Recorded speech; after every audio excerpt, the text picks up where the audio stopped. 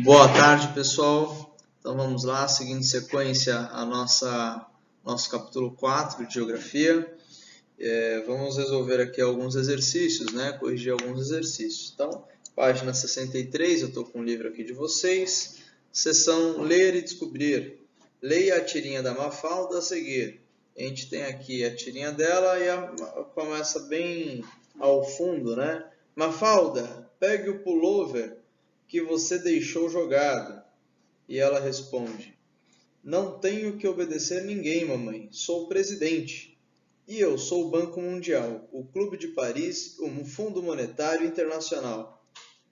Tenho que reconhecer que ela foi viva. Bom, então vamos ver aí, né? No caso, a mãe deu aí alguns argumentos muito fortes, né? Que mesmo o Estado soberano sobre todo o seu povo, sobre a si próprio, sobre toda a sua nação, ainda assim existem fatores econômicos, fatores estabelecidos internacionalmente que devem ser verificados, né, e devem ser respeitados, inclusive pelos chefes das nações, né? Então vamos lá.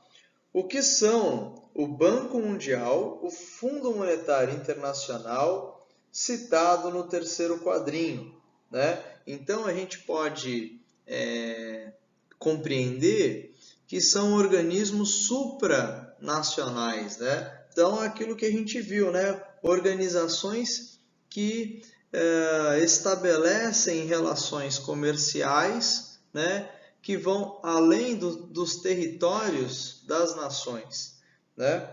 E que elas vão conceder aí empréstimos, né? Valores econômicos aí, então, para essas nações, principalmente em tempos de crise. Então, vamos lá. Questão 2. Por que Mafalda, que se passava por presidente, teve de obedecer ao FMI e ao Banco Mundial, né? Então, no caso, a gente tem que entender que tanto o Fundo Monetário Internacional como o Banco Mundial são responsáveis por empréstimos, né? Então, quer dizer, eles vão ser reguladores ali das formas que o mercado ele deve ocorrer, né? Então, como que essas relações de trocas internacionais elas devem ocorrer, né? E quais são as condições, então, para conceder empréstimos, para que esses países possam ter valores internacionais para poder injetar dentro então do seu país, né? Fazer investimentos aí, por exemplo, em infraestrutura do seu país, tá? Então vamos lá, página 65. Agora é com você. Observe o mapa da página anterior para responder as questões 1 a 3. Então a gente tem um mapinha aqui na página 64, né? E é importante a gente ver aqui a legenda do mapa, e nessa legenda a gente tem o NAFTA, Mercosul, União Europeia, a APEC e o SADC. E eles estão, além de estar definido por cor, ele tem aqui os traços, né, que também ajudam a definir essas regiões, né, esses blocos econômicos. Questão número 1. Quais são os principais blocos econômicos presentes no continente americano? Então, a gente tem aqui, né, o primeiro bloco, a gente vai ter o Mercosul, né, e o segundo, a gente tem o NAFTA, né? E aí você tem esses tracinhos. Por que esses tracinhos aqui eles são importantes? Que é a cooperação econômica da Ásia e do Pacífico, né? Então, alguns países, eles vão, como é que eu posso falar? Vão integrar a APEC, né? Então isso também ele conta aí como importante organização econômica, tá? Dentro aí do continente americano. 2. Qual é o principal bloco econômico africano? Então, na África, a gente só tem um bloco econômico forte, que é a Comunidade para o Desenvolvimento da África Austral, né? O SADC, né? E 3. Blocos econômicos restringem-se a fronteiras dos continentes? Exemplifique sua resposta, né? Então, a gente tem aí o exemplo da PEC, da Cooperação Econômica da Ásia e do Pacífico, né? A gente vai ver que ela está presente na Ásia, na Oceania, na América do Sul, na América do Norte, então não necessariamente, né? Um outro exemplo importante que a gente pode ter, e eu acho que está mais fresco na memória de vocês, vai ser o BRICS, né? Então, Brasil na América do Sul, aí você tem a Índia e a China na Ásia, você tem a África do Sul na África e a gente tem a Rússia, né, na Europa, né? Que aí a gente tem inclusive um pedaço da Rússia que está na Ásia e o outro lado da Rússia que está na Europa Oriental, né? Mas que ele atravessa então as fronteiras, né? Então deixa eu voltar, já seguir adiante, vamos ver. Página 71. De quais blocos econômicos sul-americanos o Brasil faz parte, né? Então, o Brasil ele faz parte do Mercosul, né? E a gente tem aqui também a Unasul, né? Então, países membros da Unasul, que aí você vai ver que os países membros da Unasul, o único país que não é membro da Unasul vai ser a Guiana Francesa, né? Porque ainda que os países eles sejam independentes, no caso da Guiana Francesa, ela ainda é colônia da França. Então, vamos colocar aqui que a Guiana Francesa ainda tem traços, né, da sua organização, né, da sua arquitetura, da língua falada, né, toda francês, né, ainda faz parte aí da França, então é um território francês, tá? E não guiano, né, e não sul-americano. Não sul-americano, não, desculpa, e não latino, né? Mentira, a França também tem língua latina, também é latino. Bom, vocês entenderam. Que unidade política da América do Sul não integra nenhum bloco? Por quê? Então, a gente tem aqui a resposta, eu acabei de falar, a Guiana Francesa, porque não é um país independente, né? Então, quer dizer, ainda é colônia da França. Então, vamos aqui, página 72, a gente tem várias questões, né? Vamos aqui até o tempo que dá para a gente fazer essas respostas. Então, analise a seguinte questão. Em um final de semana, um adolescente brasileiro checa em seu smartphone se os amigos deixaram alguma mensagem no Facebook ou no WhatsApp. A turma combina de ir ao cinema assistir a um filme da Marvel, mas antes vai se encontrar no McDonald's para lanchar e tomar Coca-Cola. Beleza, super normal. Qual é a relação entre o final de semana desse adolescente e o processo de globalização? Então vamos lá, né? Primeiro, ele vai fazer uma troca de mensagens pelo WhatsApp, que provavelmente eu suponho que seja um aplicativo americano. Posso estar errado, tá, gente? Eu não fiz essa pesquisa, não sei responder. E aí ele vai... Ah, não, mentira. Pode ser o Facebook. O Facebook que é de um criador brasileiro, mas na Universidade de Harvard, que é nos Estados Unidos, que carrega um nome também americano, né, ainda que seja criado por um brasileiro, né? E que é uma plataforma aí, um aplicativo que é utilizado no mundo inteiro. Então, tá, mais do que isso para falar de globalização, né? Vai assistir um filme da Marvel, que também é americano, que tem atores aí de várias nacionalidades, né? Mas que falam inglês, todos. Mas a gente pode assistir esse filme tanto dublado como legendado. E no mundo inteiro você está assistindo o quê? O mesmo filme. A gente vai tomar Coca-Cola, que é americano, vai comer no McDonald's, que é americano, né? A gente está vendo aí as multinacionais entrando dentro de um território e fazendo, como é que eu posso falar? Espalhando sua cultura para outros territórios. Então, se o McDonald's vendesse o que o brasileiro gosta de comer, seria o maior vendedor de arroz e feijão do planeta. Tá bom, exagerei, né? Do Brasil. Melhor, né?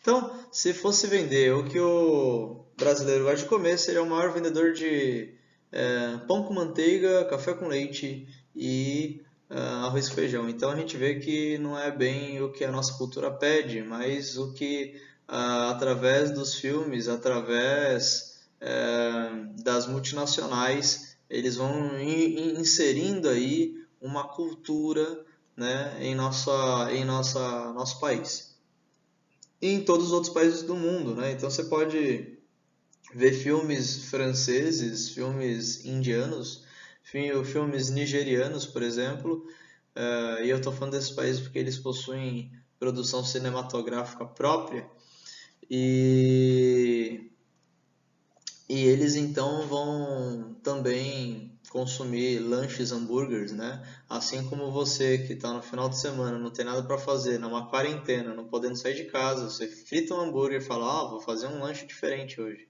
Na verdade, você está fazendo um hambúrguer. Então tá. Fora que os smartphones podem ter marcas variáveis e não necessariamente eles são americanos, né? Então ele pode ter uma marca finlandesa, japonesa e assim por diante. Bom, acho que eu não preciso falar mais nada. Respondida a questão 2. Quais são os principais agentes da globalização econômica? Comente sua atuação no contexto da globalização.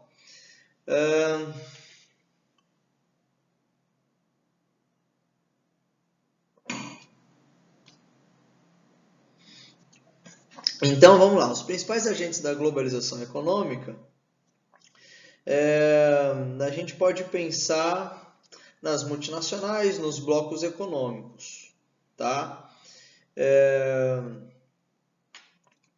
Então, as multinacionais, bom, eu praticamente já falei na questão 1, né? As multinacionais vão projetar ali uma estrutura de produção, né? Eles vão criar técnicas e tecnologias próprias, inclusive as multinacionais elas não precisam nem se instalar naquele país, eles simplesmente precisam desenvolver a tecnologia e o país gasta com essa infraestrutura, o que para a empresa é muito bom, porque ele vai ter só lucro, investimento zero, e para o país onde está sendo instalado é bom, porque não possui aquela tecnologia, e aí então passa a se desenvolver dentro dos parâmetros daquilo que a gente chama de desenvolvido ou desenvolvimento, né? Então, o país pode ser enquadrado aí como um país desenvolvido porque possui tecnologias, embora se não foi o país que criou, então, querendo ou não, já está meio que ultrapassado, né? Porque enquanto essas empresas estão vendendo tecnologia para esses países mais atrasados, e esses países acham que estão se desenvolvendo em função disso, aquele país que criou aquela tecnologia já está criando uma outra, né? Então, quer dizer, a gente tem aí uma obsolescência programada, né, dentro da própria ideia de desenvolvimento. Né? É como que eu compro um carro zero e ao tirar da loja ele já perdeu o valor porque a fabricante, a montadora, já está criando outro carro que já é o modelo mais recente e então você já está ultrapassado. Né? Então, funciona dessa mesma forma. E os blocos econômicos, sim, né? Vão fortalecer os países, aí eu acho sim que é um agente de globalização econômica muito potencial e forte, né? Por exemplo, o BRICS é um bloco econômico que pode inclusive fortalecer o nosso país, né, o Brasil, diante aí das forças econômicas europeias e norte-americanas, né, estadunidense. Bom, então respondida a questão 2, vamos para a questão 3. Partindo dos princípios neoliberais da livre circulação de bens, pessoas, serviços e capitais, além da união econômico-monetária e da eliminação de tarifas alfandegárias, os blocos foram criados com o objetivo de fortalecer o sistema capitalista. E ao contrário do que se possa imaginar, a criação dos blocos econômicos regionais não é um processo oposto à globalização. Letra A. De que maneira os blocos econômicos fortalecem o sistema capitalista? Né? Então, como que os blocos econômicos fortalecem o sistema capitalista? Ora, o capital, gente, a própria ideia de capitalismo significa o quê? Acumulação de capital. Quando eu formo um bloco econômico com outro país, o que eu estou fazendo? Eu estou querendo criar mecanismos de acumulação de capital. Então, enquanto os países estão ali preocupados em acumular capital para poder fortalecer a própria moeda, fortalecer o mercado, fortalecer o comércio, fortalecer essas relações de troca, fortalecer o consumo, estava querendo fortalecer para quê? Para fazer barreira diante da outra. Então, quer dizer, mantém o capital em concorrência. Por exemplo, a concorrência entre Estados Unidos e China, atualmente, é uma coisa que fortalece muito o capitalismo. Por quê? Porque eles vão criando tarifas alfandegárias, barreiras tarifárias, bloqueios continentais, e isso vai favorecendo a acumulação de capital. Nesses moldes, o capital ele não se esgota. Agora, ele pode ser autodestrutivo, né? No sentido de que, para poder acumular mais capital, eu preciso também criar mecanismos de exploração, né, da força humana, criar políticas de austeridade, né? E às vezes, então, o radicalismo da sua condição de produção e de acumulação pode gerar, inclusive, o seu fim, né? Mas, bem, não é isso que diz a questão. Ela está perguntando como fortalece. Fortalece porque mantém o sistema de concorrência, tá? Então, enquanto não há guerra, existindo apenas a concorrência dentro dos mecanismos internacionais que vão assegurar a passividade de tudo isso, né? Então, isso vai impulsionar o comércio mundial, né, e fortalecer, então, o capital. Bom, letra B, o que levaria a imaginar que a criação de blocos se opõe ao processo de globalização? Bom, eu acabo falando muito e acabo respondendo tudo, né? Então, quando eu crio blocos, eu estou falando assim, olha, essas aqui são minhas nações amigas e aquelas lá não são minhas nações amigas, né? Então, existe uma segregação, tá? Nós e os outros, tá? Então, quando eu separo, então quer dizer, eu não posso me misturar aos outros, porque os outros são, entre aspas, tá, gente, malzinhos, né, demoninhos, então não tenho que misturar. Então, quer dizer, por que eu vou... você percebe que a globalização, ela significa que os mecanismos do capital, elas estão inseridas no mundo inteiro, né? Elas são um mecanismo global, ela está em transição, né? Ela está percorrendo ali, não é que ela fica estático, mas ela está ali inserida e perpassando ali todos os territórios nacionais do mundo inteiro, né? De forma global. Então, quando eu crio essas barreiras, eu impeço o movimento, os fluxos de capital, de cultura para fora dessas barreiras, né? Então, pode fortalecer o capital? Sim, fortalece o capital, mas pode criar impasses aí no processo de globalização, tá? Então, uma resposta para isso seria justamente isso, né? A criação do bloco, ela vai dificultar, né? Vai impor barreiras aí aos países que não são membros, tá, dos blocos econômicos. Questão 4. É possível afirmar que o Mercosul já promoveu a integração efetiva de seus países membros? Justifique a sua resposta. Então, Mercosul, ele ainda não promoveu uma integração efetiva, tá, galera? Pelo fato de ainda haverem interesses, né, divergentes ali de grupos, principalmente entre Brasil e Argentina, e agora a Argentina tendo uma visão ideológica diferente do nosso governo, intensifica um pouco ainda mais essas questões, tá?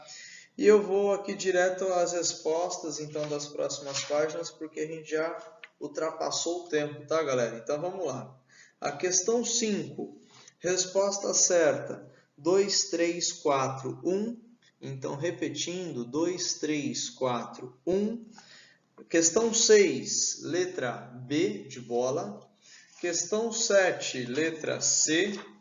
Questão 8, letra E. Questão 9, B. Questão 10, A. Questão 11, D. E questão 12, A. Eu espero que todos tenham acertado. Qualquer dúvida, dificuldade, é só mandar para mim. Vocês sabem como me encontrar. Então, estamos juntos, galera. Um abraço. Boa! Peraí. A gente tem atividadezinha para a semana que vem. Não esqueçam aqui, ó, para esta semana, tá? Então, vocês vão fazer em casa, vão pegar o livro de atividades complementares, tá? E vão fazer das páginas 126 a 128.